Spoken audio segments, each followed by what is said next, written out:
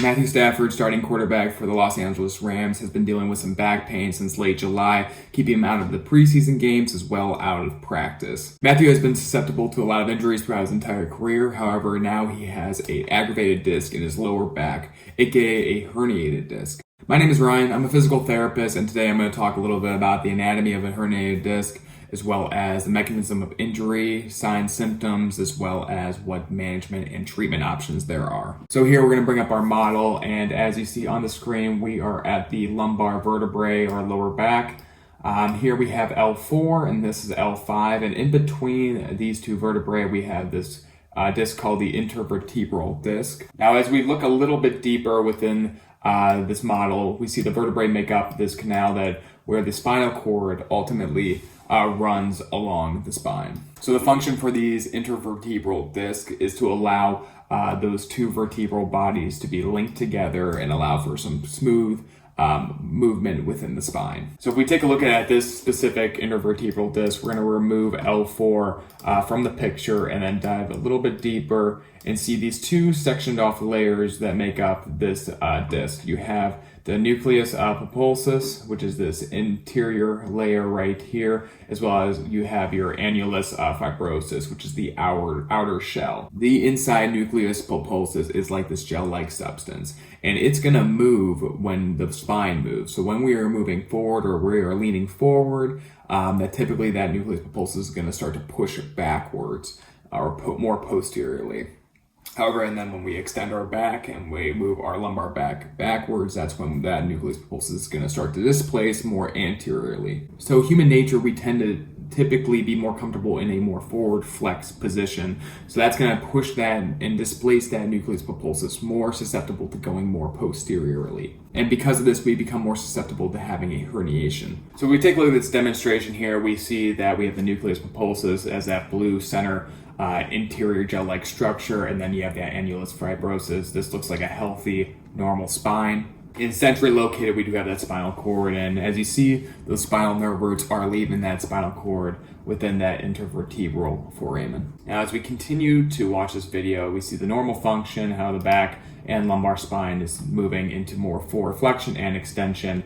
Obviously, nothing is protruding at this very moment, but as we continue to do this motion with poor posture or even poor technique, this can lead to that disc degenerating, ultimately leading to that nucleus pulposus starting to poke out side of that annular fibrosis and eventually put pressure and be displaced posteriorly and put pressure on that spinal cord or even surrounding spinal nerve roots.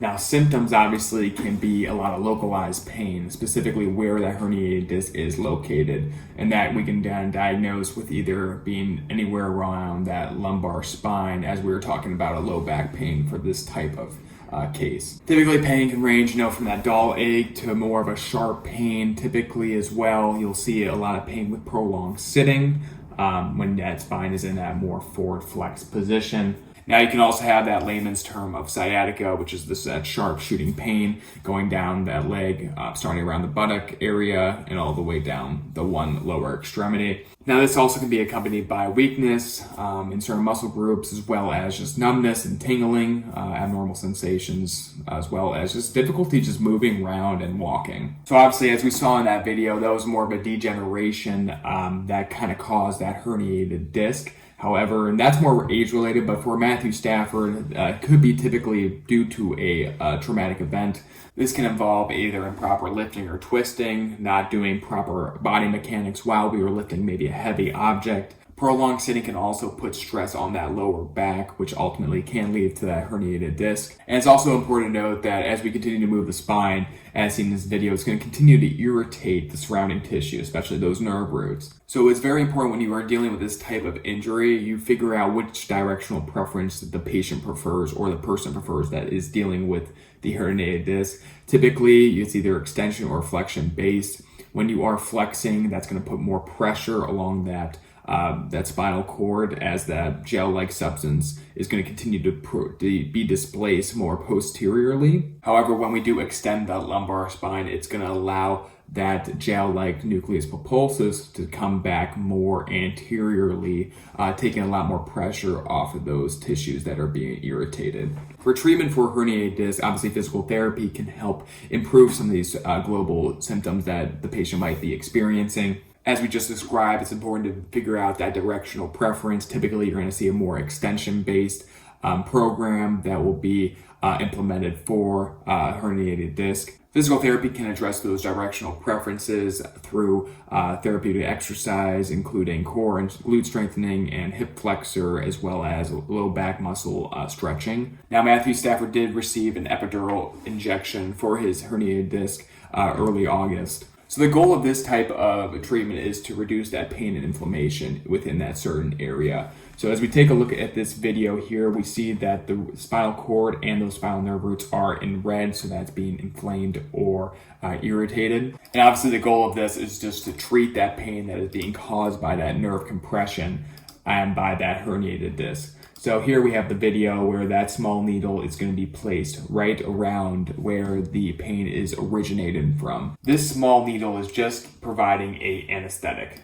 And as we continue the video here, this is where the steroidal injection comes into play. It is placed just above where the nerve is being compressed, and ultimately the goal is to remove that pressure and pain that is being caused by that herniated disc. So the good news is that Matthew Stafford is going to return back to practice August 11th after receiving the epidural treatment. And as of now, all signs are pointing towards him starting week 1 of the NFL season. But I hope you enjoyed the video, and thank you so much for watching.